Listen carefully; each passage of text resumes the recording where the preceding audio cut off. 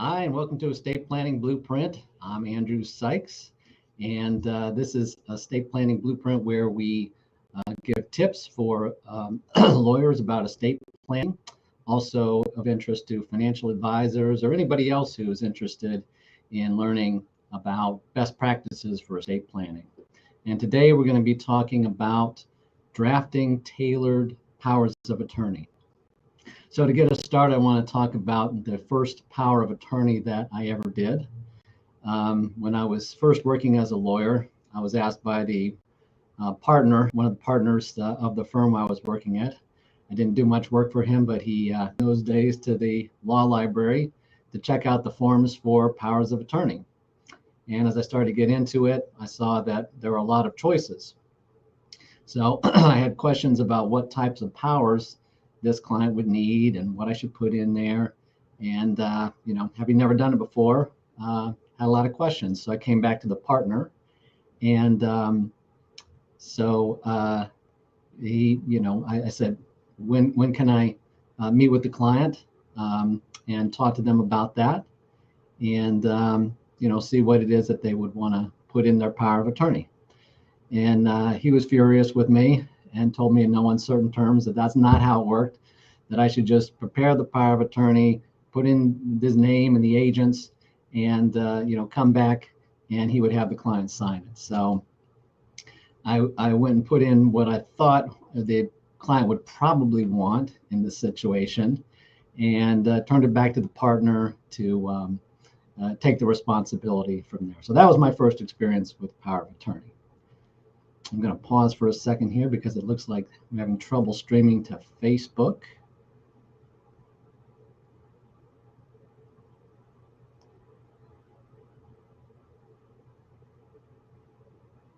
Okay, doesn't look like there's anything I need to do about that, so I'll get back to the story. So a few years later, I was working in my own firm and doing estate planning for clients and doing powers of attorney the way I thought they should be done, which is to meet with the client and figure out exactly what would be right for them.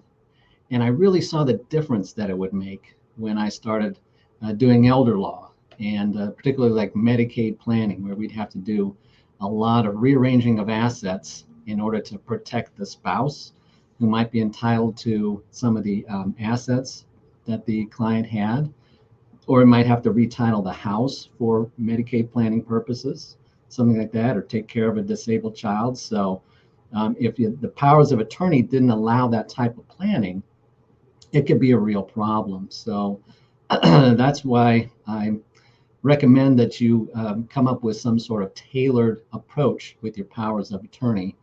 And but what I found out was that a lot of powers of attorney that I saw, even drafted by attorneys, were kind of like the ones that I guess were done by the partner in the firm that I worked for, that are pretty much just boilerplate, fill in the blanks types of powers of attorney. So the goal today is to talk about what you can put in your powers of attorney to make them highly effective, so that it's not the standard fill in the blanks type.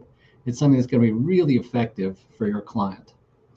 So in the space of this video, I don't have time to cover every possible issue, but I'm going to cover the most common issues and my top tips for tailoring powers of attorney. So what you could come up with after following these tips, I think, is something that would work better than 95% of the powers of attorney out there and be very effective for the clients that you're going to serve.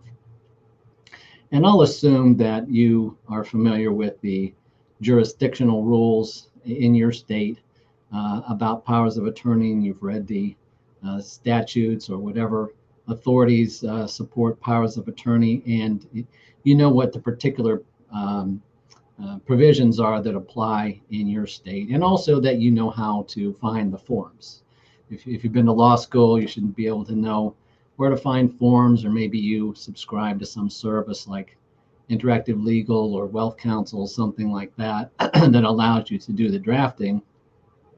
And so today we're going to be focusing on how it is that you put all those clauses together and work with the client effectively so that you come up with a really good product. So the first question is, who should be the agent? All right, so and a lot of times this is going to be pretty straightforward. If you have a married client, they're going to want their spouse usually to be the agent under power of attorney, but not always. Sometimes there could be some issue like, we've just recently had a dementia diagnosis with one of the spouses. So that person would not be a very reliable person to put in a long-term power of attorney that might not be used for years.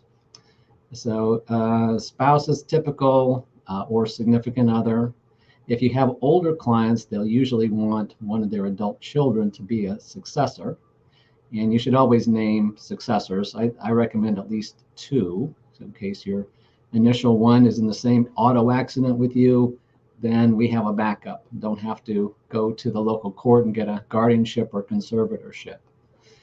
If it's a younger client, a lot of times they'll want their parents, one or both of their parents to serve after a spouse or significant other. Also, in terms of who, I think the most important thing is who the client trusts. So a lot of times they want to name maybe like their oldest child and then kind of go in birth order or something like that. But what I tell them is pick somebody that you think is going to be really the most trustworthy person of all to make decisions on your behalf.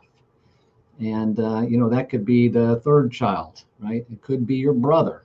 But whoever it is, you want to pick somebody that you would really rely on, because this is an important job to be the agent under power of attorney. And you want to have somebody that's got some sense and has the ability to do that. And the other thing is who's available to do it. So this is an important question, because if you've got maybe an older client and they're naming one of their adult children to be the agent under power of attorney, you want to make sure that that person has the time availability to do that.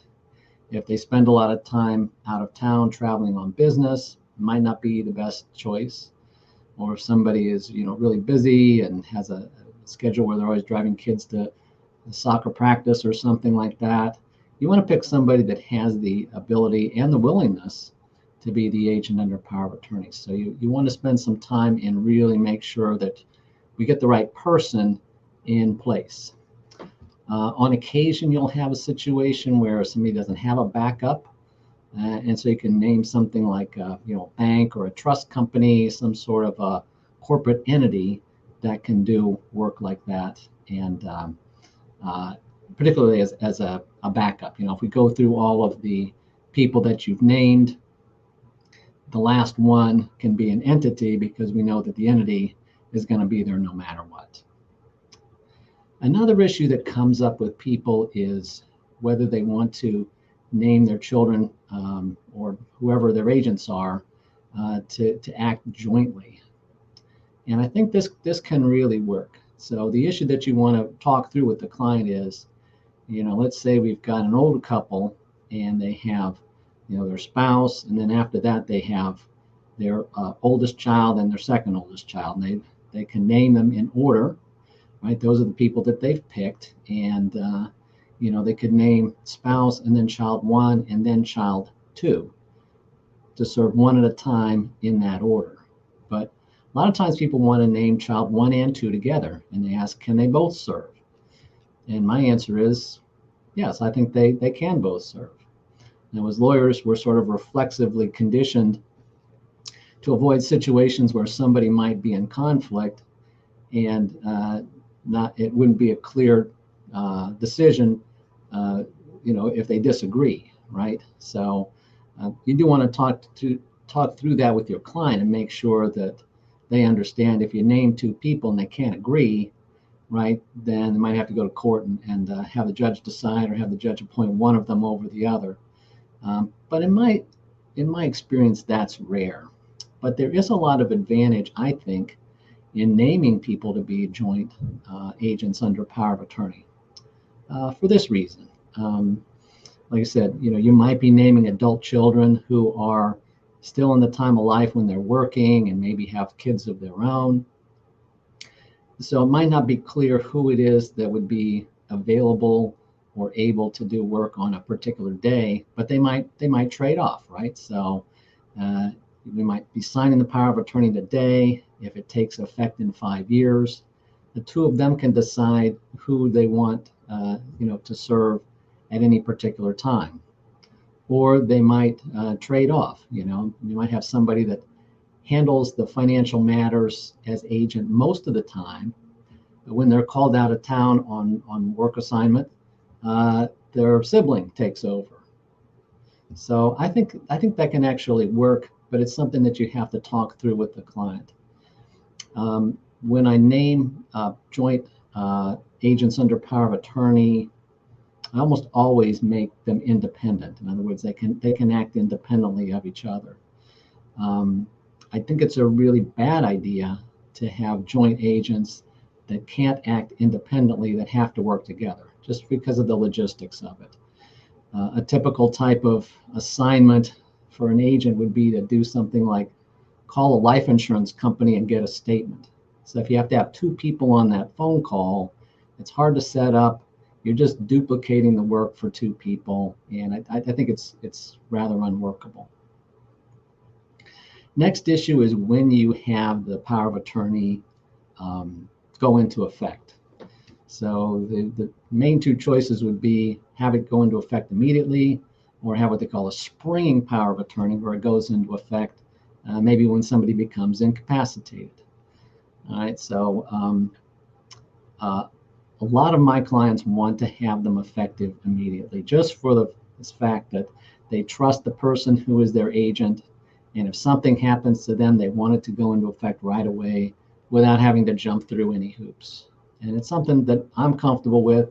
That's the way my power of attorney is set up. And I think it can work really well in most instances, because usually you're appointing somebody that you trust very well. And if you are in an accident on a Friday and your spouse or whoever is your agent is busy in the hospital that day, right, then if they had to get doctors a letter in order for it to go into effect, they might not be able to get that over the weekend and wouldn't be able to do anything about it until Monday. So I think having them effective immediately works well, but there might be reasons why you'd want to have it springing, where you'd want to have it go into effect only when somebody becomes incapacitated. Like maybe it's somebody who's single, non-married, and they're appointing their cousin, right? And they don't want their cousin to be able to just step in at any time or have a copy of this power of attorney and be able to meddle in their affairs. So they want to make sure that it goes into effect only when they can't make their own decisions. And then you have to have some sort of device for how that gets decided. Do you want to say that it goes into effect when I become incapacitated as attested to in writing by a physician? That'd be one way to do it. Now it's not overly burdensome. We do have to track down the doctor, get them to sign something on their letterhead maybe that says I'm incapacitated, then it can go into effect. But I've also seen other arrangements where maybe somebody has a committee, and it's something like my physician and a friend of mine, right? And maybe my attorney, right? We have this little committee, and the committee decides whether I'm incapacitated enough to be agent under power of attorney, or to need an agent under power of attorney. So that's a possibility too. I think you have to weigh the benefits of that against the burdensomeness of it for people. You want it to be practical in the end. So work through that with your clients. A lot of times it's immediate, but if it's not immediate, talk about the situations under which it would go into effect under a springing power of attorney. Now, the most important part is to put in the powers. And I think you certainly in most situations want to have pretty broad powers and include the usual items that you'd see in a power of attorney, like banking and financial transactions, insurance transactions, annuity transactions, real estate, legal matters, tax matters, retirement plan transactions, all that sort of thing. And then we want to get into some other areas where we want to make some decisions that are going to be individualized to the case. So a good example of that would be gifting powers. This is something that I discovered doing elder law, is that a lot of times we'll need some pretty broad gifting powers in order to do something like Medicaid planning for somebody. So if you've got clients that are, middle class, that have, reasonable amount of assets, certainly enough to protect, but they're not high net worth, this is somebody that can conceivably qualify for Medicaid if they were in an accident and were incapacitated and needed to be in nursing home care, or just got old enough that they needed that level of care.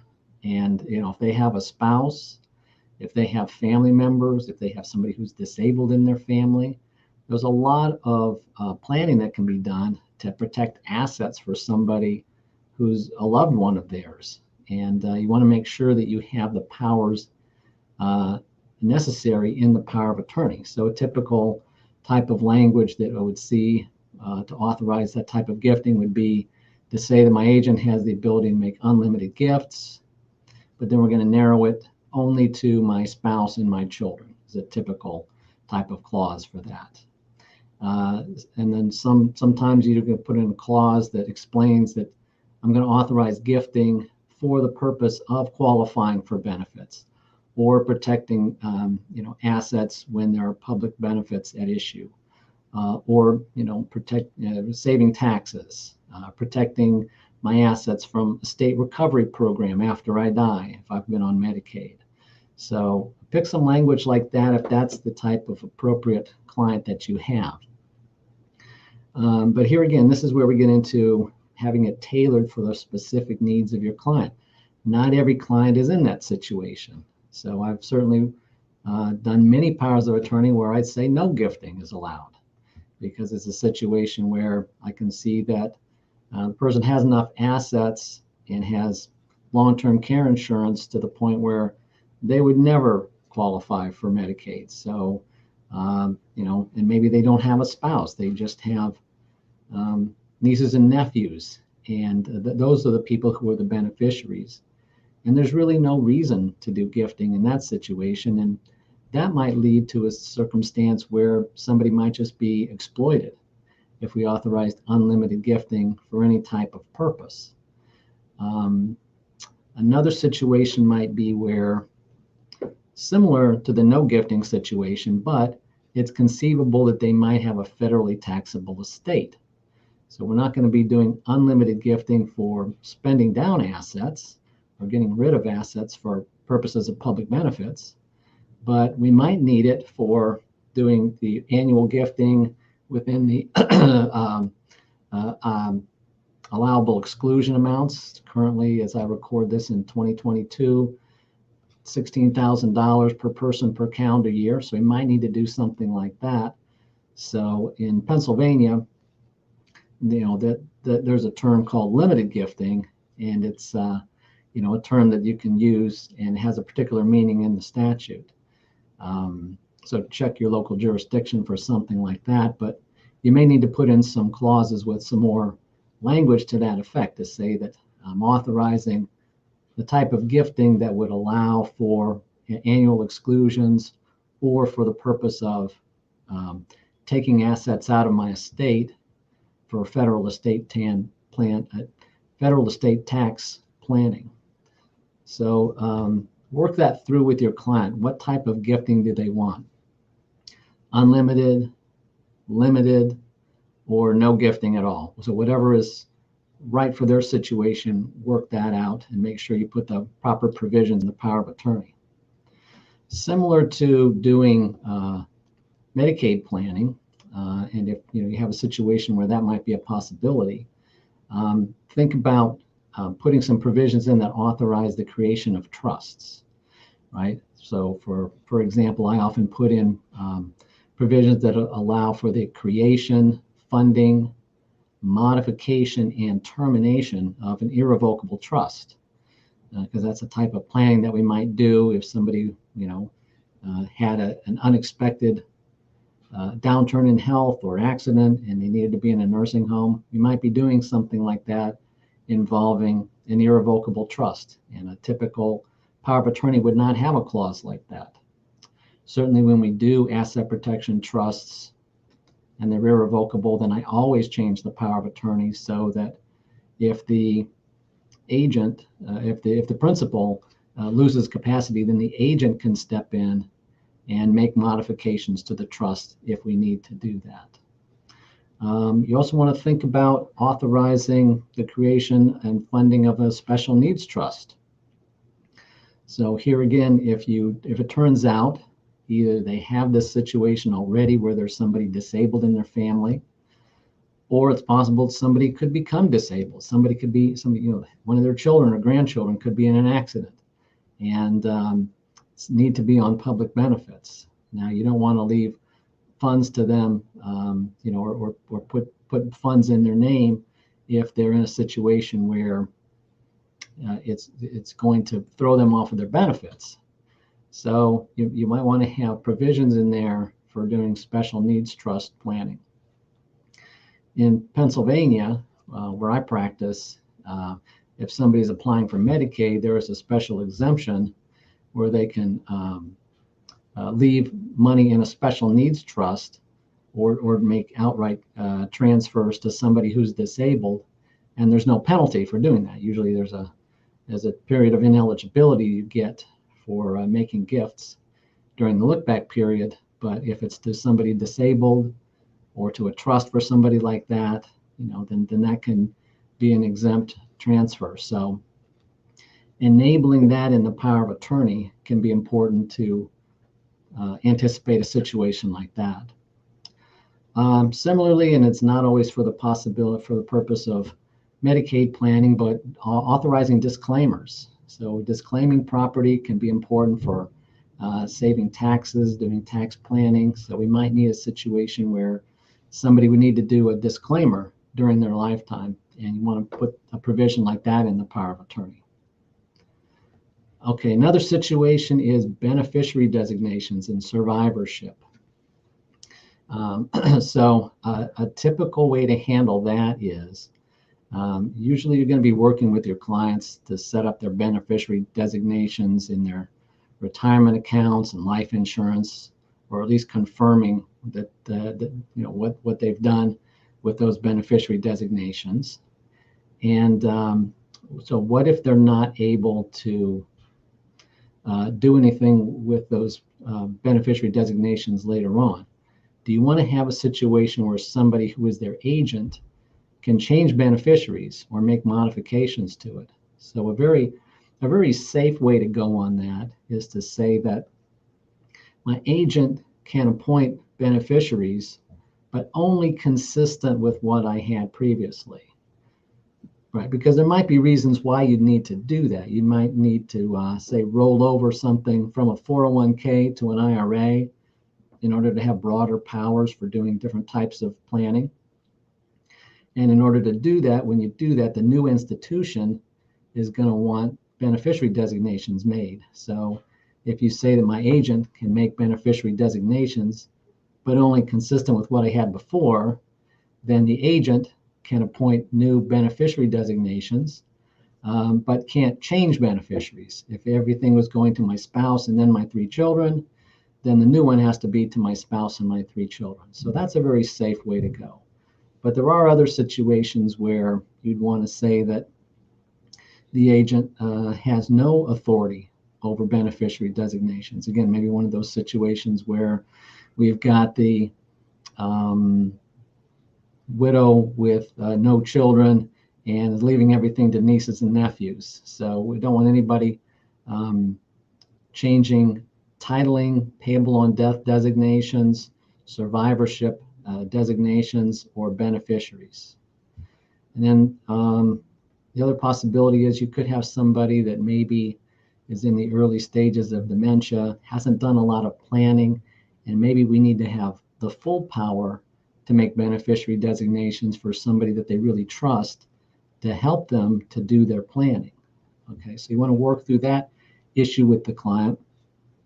and pick what's the right type of power to give your agent over beneficiary designations, titling, joint and survivor, titling, payable on death designations, and that sort of thing. Another issue would be healthcare powers. All right, so if you're also doing a healthcare power of attorney separately or some sort of advanced healthcare directive, you may not need that, but depending on the situation, maybe somebody doesn't have that, and you need to include that in your power of attorney. Think about whether you need to put that in or not. And then finally, to have a really current power of attorney these days, you want to address the issue of digital assets and electronic communications.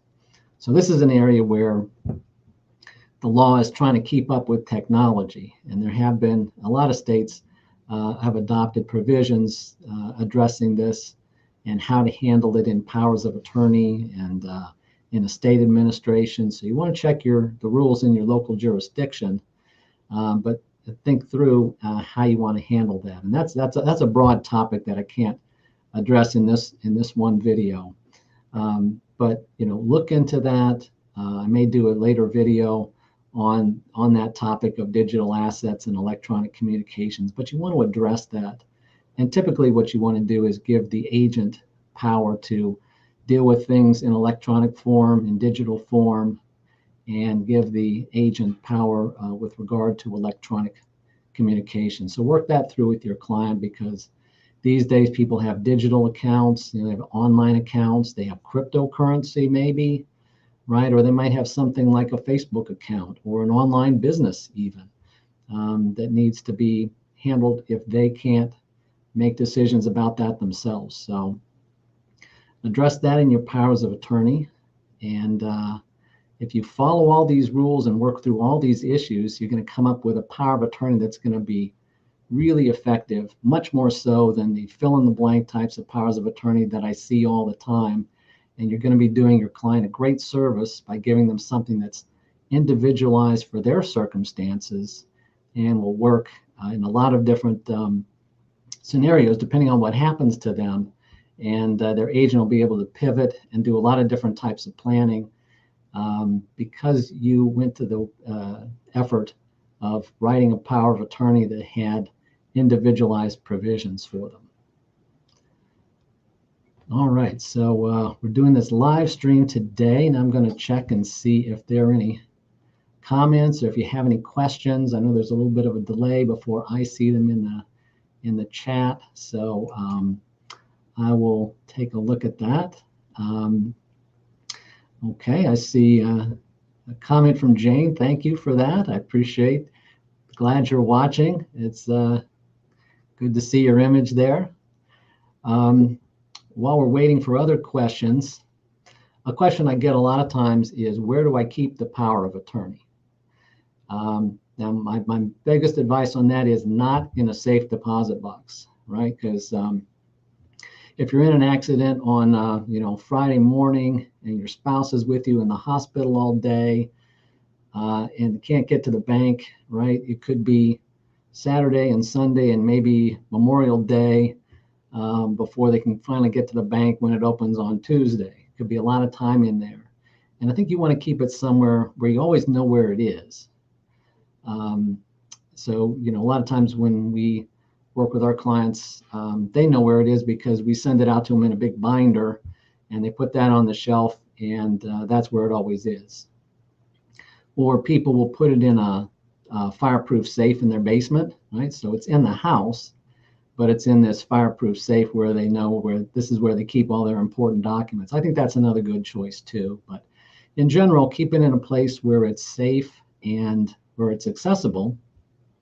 And most importantly, make sure that your agent knows where to find it, right? It's not going to do you much good if you know where it is, but nobody else does, particularly the person who's going to be your agent.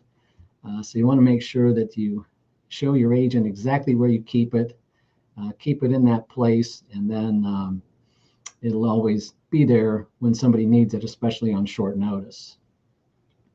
Let's see. Okay, thanks, Crystal. I appreciate your watching today. And Crystal wants to hear more about digital assets in a future training. So thank you for that comment. I'll make sure that I put together something on that in the near future.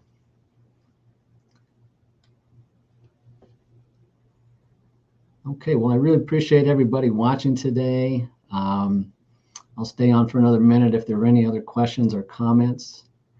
It's always good to have these forums. We're still kind of new to live streaming here, but getting the hang of it, and appreciate the people that are watching and the comments that we've gotten later on about that. Gotten some really good feedback.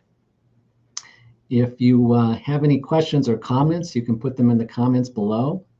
And if you've gotten value out of this, please like and subscribe. That really helps us out, helps us to reach more people.